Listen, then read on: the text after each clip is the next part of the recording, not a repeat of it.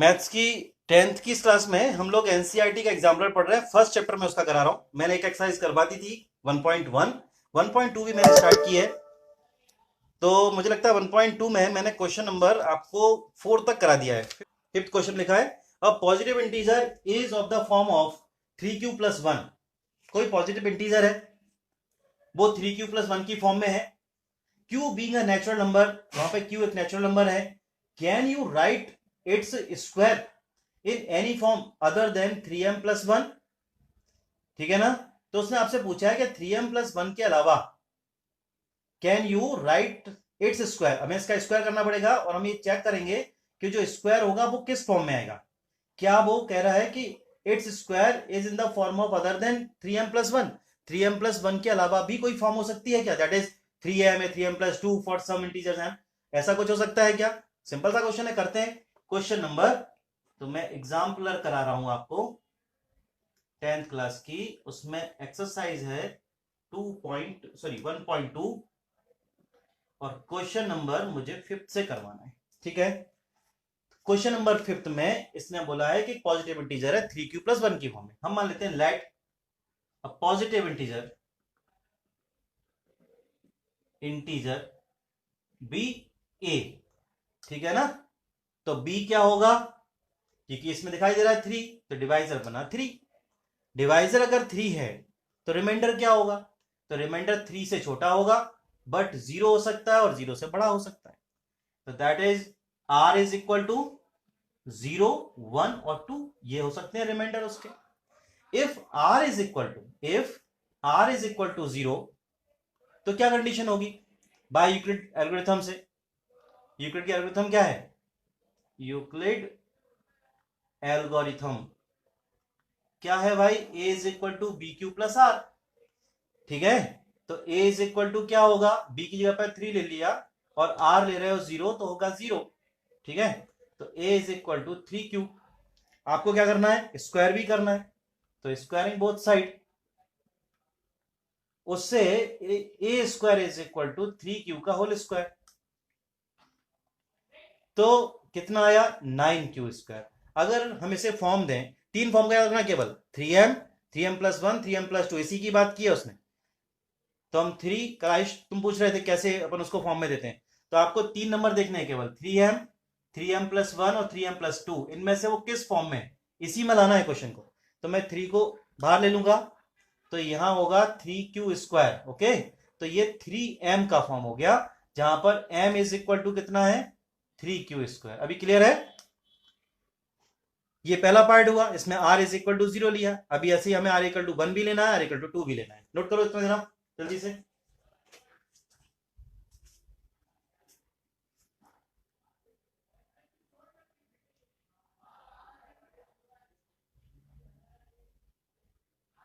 ठीक है। चलिए अब दूसरे पार्ट में हमें लेना है रिमाइंडर को 1। तो r is equal to 1। If r is equal to 1, तो a is equal to 3q+1। Squaring both side करेंगे हम। a square is equal to 3q+1 का होल स्क्वायर। इसको एक्सपेंड करो। a square plus B square plus 2a और b, 9q² plus 1 plus 6q, 9q² plus 6q plus 1। यहां से 3q common ले लिया जाए तो क्या बचेगा? सॉरी 3 ले रहा है आपको, 3m+1 या 3m+2 या 3m में लाना है ना। तो 3 कॉमन लो। 3 केवल इन दो टर्म से ले सकते हो, उससे तो ले ही नहीं सकते। तो क्या किया आपने? 3 कॉमन लिया, तो यहां हुआ 3q² प्लस 2q और प्लस 1। तो ये 3, ये पूरी की पूरी वैल्यू m और ये 1। यहां पर m is equal to 3q² plus 2q। तो दूसरा फॉर्म कौन सा आ गया? 3m+1 आ गया। एक 3m आया, एक 3m+1 आ गया। ठीक है। अब नेक्स्ट देखते हैं, r इज इक्वल टू 2 पे। आप नोट कर लो इसको पहले।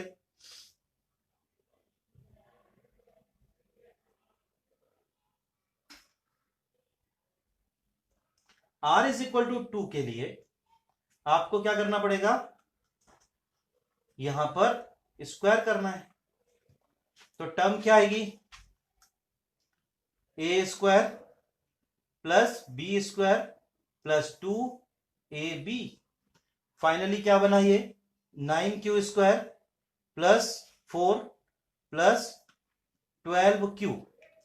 देखिए मैंने 3 फॉर्म बताई ना, 3m, 3m plus 1, 3m plus 2।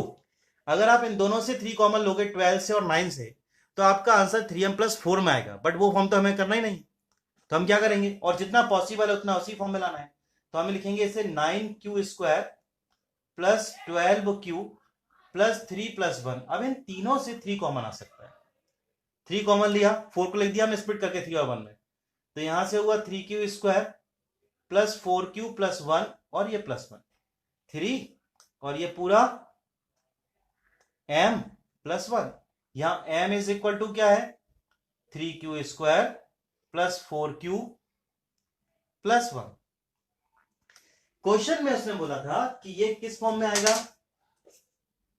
ये किस फॉर्म में आएगा, उसने बोला था, क्वेश्चन बोला उसने कि can you right its square is in the form of other than 3m plus 1। बिल्कुल 3m प्लस 1 के अदर देन एक फॉर्म था उसमें 3m प्लस 1 दो में आया, लेकिन तीसरे में तो फर्स्ट वाले में 3m था। तो लिखो hence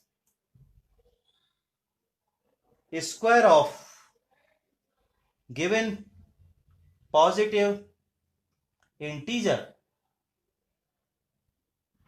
is of the form 3q plus 1, 3m plus 1 is always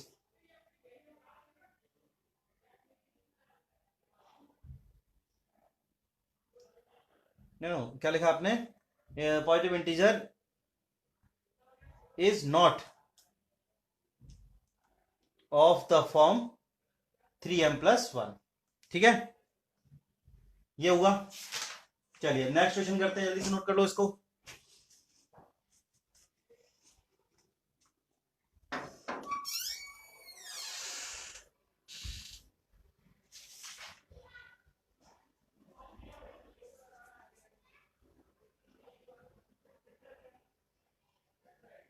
is always और लिख लेना यहाँ पे, हमेशा नहीं होता, 2 बार में तो आ गया था, लेकिन फर्स्ट कंडीशन में 3m में था। चलिए नेक्स्ट क्वेश्चन,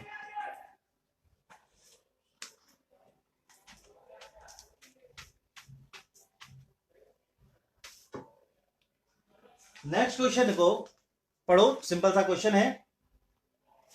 उसमें लिखा है द नंबर 525 एंड 3000, दो नंबर दिए 525 and 3000, sorry 3000 are both divisible only, are both divisible only। ये दोनों नंबर डिविजुअल है किससे, 3 5 17, 3 5 15, 25 and 75। What is the HCF of, निकाल लीजिए एचसीएफ, आपको तो एचसीएफ निकालना आता है, इन सबसे डिविजुअल है तो इसका एचसीएफ क्या होगा, मतलब आप समझ रहे हो, आप अभी देखोगे कि जब सबसे डिविजुअल है तो 75 ही होना चाहिए, क्योंकि हाईएस्ट कॉमन फैक्टर होना है वो। ठीक है ना, हम चेक कर लेते हैं 75 है कि नहीं। तो 525 से डिवाइड कर रहे हैं 3000 में, यूक्लिड एल्गोरिथम कितने टाइम्स होगा, 5 टाइम्स होगा। 5 5 25, 5 2 10 और 12 1 आया और ये होगा 26। यहां पर 5, यहां 7, यहां पर हुआ 3। ठीक है, रिमाइंडर आएगा 375 आ गया। अब क्या करना है, 525 1 टाइम 375, देन 0 5 150 आया। अब 150 डिवाइजर बन गया 375, डिवाइड किया हमने 2 टाइम्स 300 होता है, रिमाइंडर आया 75 150 2 टाइम्स 150। ओके, आ गया 0। अब बाय यूजिंग यूक्लिड एल्गोरिथम इस टर्म को सबसे पहले लेंगे 3000, 3000 is equal to 525 into 525 into 5 plus 375, फिर 525 डिविडेंड बना, तब 375 था डिवाइजर, 1 था क्वोशंट, रिमाइंडर था 150। फिर हमने 375 को डिविडेंड लिया तो ये आया 150 इंटू 2 प्लस 75। अब हमने लिया 150 को, तो 150 किससे 75 इंटू 2 प्लस 0, यहां रिमाइंडर 0 आ गया, reminder has now become 0। So divisor at this stage लिखिए, reminder has now become 0। The remainder, the divisor at this stage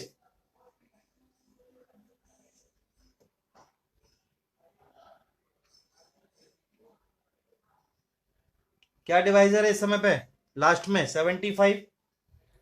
so HCF of, so HCF किस किस का निकाला है आपने 3000 और 525 का, 525 comma 3000 is equal to 75। Note करिए, ये मेथड है, आंसर लिख दीजिए इसका 75, इसका HCF है, नोट करो। कोई डाउट है तो पूछ सकते हो। दिख रहा है ना सब, कोई प्रॉब्लम तो नहीं आ रही कहीं? चलिए और दिखेगा।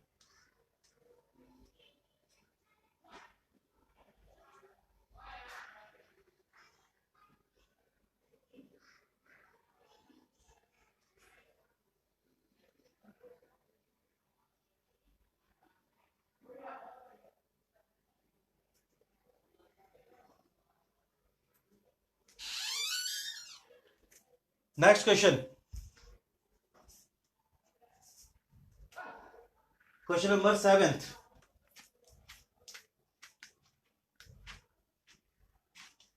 क्वेश्चन नंबर 7 में लिखा है एक्सप्लेन वाई, आपको बताना है। ये क्वेश्चन एनसीईआरटी में भी ऐसा क्वेश्चन था एक्सरसाइज 1.2 में। तो 3 इंटू 5 इंटू 7 प्लस 7 पूछा है कि explain why 3 into 5 into 7 plus 7 is a composite number. क्यों हम इसे कंपोजिट नंबर बोले? तो आप सॉल्व कर लो इसको।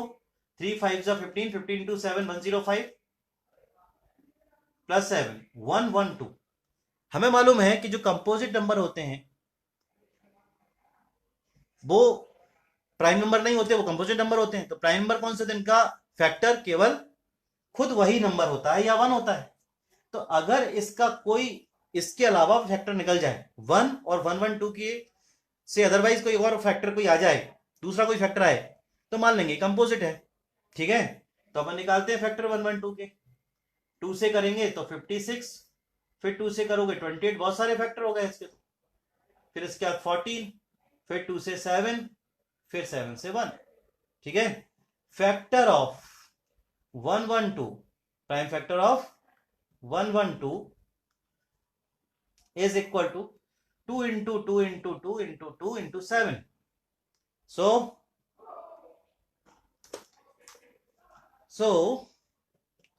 3 into 5 into 7 plus 7 is a composite number. Okay, note करिए। बिकॉज ये भी लिख दो, वैसे तो आपको पता है, because it has more than 2 factors. कौन से 2 फैक्टर्स? 1 and 112। ठीक है, ये हुआ क्वेश्चन नंबर 7। नोट करिए जल्दी से।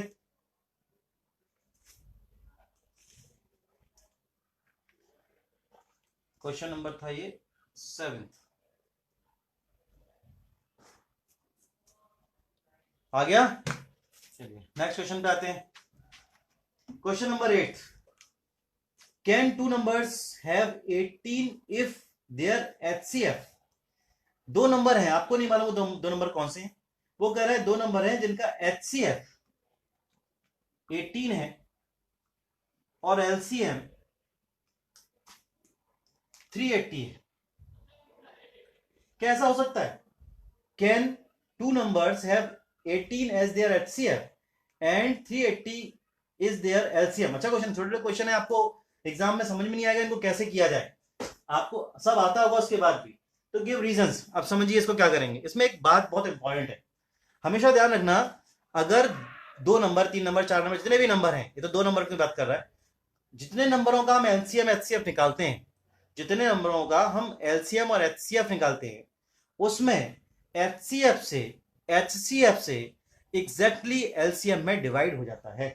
तो उस बात को लिख लो, अब से आपको हमेशा याद रहेगा। क्वेश्चन नंबर 8 देखिए, वी नो दैट, काफी दिनों के बाद वी नो दैट आपको सुनाई दिया होगा, अभी रुको ज्योमेट्री करेंगे तो वी नो दैट ही चलेगा। तो we know that HCF of HCF, ऐसे लिखिए, HCF is always a factor of LCM। तो पता लगा लेते हैं कि इसका फैक्टर है कि नहीं। 18 से डिवाइड कर दो 380 में, 2 जा 36, 2 आया 0, 1, 18 रिमाइंडर आ गया 2, रिमाइंडर 0 आता तो फैक्टर होता। Here 18 is not a factor of 380, therefore, हो गया। ये तो पूछा था उसने, क्या पूछा था उसने, क्या नहीं हो सकता, ठीक है। सो नो, छोड़ो यार, हो गया फैक्टर ऑफ 380, ठीक है। अब नेक्स्ट क्वेश्चन, क्वेश्चन नंबर 9, मतलब कुछ समझ में आ गई ना आपको। तो 2 नंबरों का जिनका एलसीएफ और एलसीएम अगर ये है, तो ये हो ही नहीं सकते 2 नंबरों के एलसीएम। क्यों नहीं हो सकते? क्योंकि जिन 2 नंबरों का आप एचसीएफ एलसीएम निकाल रहे हो, उसमें एचसीएफ से एलसीएम में एग्जैक्टली डिवाइड होता है। एचसीएफ हमेशा उसका फैक्टर होता है, तभी 2 नंबरों के एलसीएम और एचसीएफ ये हो सकते हैं, ठीक है ना। लिखिए, नेक्स्ट क्वेश्चन करते हैं, क्वेश्चन नंबर 9।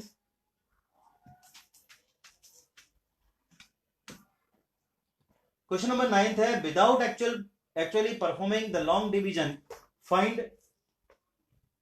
फाइंड इफ, आपको नंबर दिया है 8987 अपॉन 10500। आपको कोई एक्चुअल डिवीजन नहीं करना, आपको यह बताना है कि विल हैव टर्मिनेटिंग और नॉन टर्मिनेटिंग। रिपीटिंग तो होगा ही, रैशनल नंबर में नॉन टर्मिनेटिंग रिपीटिंग ही होते हैं, non terminating non repeating irrational होते हैं। तो ये तो रैशनल नंबर है। Decimal expansion, give reason for your answer, आप बताओ कि ये टर्मिनेटिंग है कि नॉन टर्मिनेटिंग। बहुत सिंपल सा तरीका है हमारे पास। देखो, मैंने आपको बताया है कि जब भी कोई नंबर इस तरह का है, सबसे पहले चेक कर लो कि वो लोएस्ट टर्म में है कि नहीं, यही कंफ्यूजन है इस क्वेश्चन में। तो लोएस्ट टर्म में है कि नहीं, अगर नहीं है तो लाओ, नहीं तो क्वेश्चन सॉल्व नहीं होगा। तो सबसे पहले ये नंबर 3 से डिविजिबल है, वही बात अटकी थी ना, 3 3 जा 9, 3 2 जा 6 और 3 9 जा 27। ये भी 3 से डिविजिबल है, 3 3 जा 9, 3 5 जा 10 और 0 0। 7 से भी डिविजिबल है, 7 से कितना आएगा, 7 4 जा 28, ठीक है ना, और 7 7 जा 47 49। यहां पे 7 5 जा 35 है। ये है फाइनल लोएस्ट टर्म। अब नहीं होगा भाई किसी से, प्राइम नंबर होता है 47, मुझे मालूम है 500 तो नहीं होता, पर ये तो अब तो आपके लिए और आसान हो गया। आपको प्राइम फैक्टर किसके निकालने हैं, 500 के। ध्यान रखना, ऐसे क्वेश्चन बड़े कंफ्यूजन में है, आपको परेशान कर सकते हैं, इसलिए कभी भी कोई टर्म रैशनल नंबर की आए, उसमें टर्मिनेटिंग नॉन टर्मिनेटिंग की बात की। केवल एक क्वेश्चन था हमारी एक्सरसाइज में इस तरह का, जिसमें हमने उसको रिड्यूस किया था, बाकी सब उन्होंने लोएस्ट टर्म में ही दिए थे। तो इसको कर लो, 500 को प्राइम फैक्टर निकालो। अब सही है बिल्कुल, 500 के लिए आप 2 से करो 250, आप 2 से करोगे तो आएगा 125, 5 से आएगा 25 और 5 से आएगा 5 और 5 से आएगा 1। आ गए प्राइम फैक्टर्स। तो prime factors of denominator 500 is equal to कितना हुआ, 2 इंटू 2 इंटू 5 इंटू 5 इंटू 5। हमने क्या सीखा था, अगर किसी भी रैशनल नंबर के डिनोमिनेटर के फैक्टर 2 और 5 में है, या तो 2 है या 5 है, या 2 और 5 बोथ दोनों है, तो वो कैसा टर्मिनेटिंग डेसिमल होता है, सॉरी कैसा रैशनल नंबर होता है, टर्मिनेटिंग डेसिमल एक्सपेंशन होता है। ठीक है, लिख लीजिए इसके लिए लास्ट में prime factors of denominator of given rational number is in the form of 2, 5 or both, so it is a terminating decimal expansion। ठीक है, ये वही पूरी बात। तो आज यहीं पे करते हैं, कल इसका लास्ट क्वेश्चन भी करेंगे और फिर short answer type question 1.3 start करते हैं। कोई प्रॉब्लम तो नहीं, समझ में आ रहा है सबको? कोई भी डाउट हो तो पूछ सकते हो।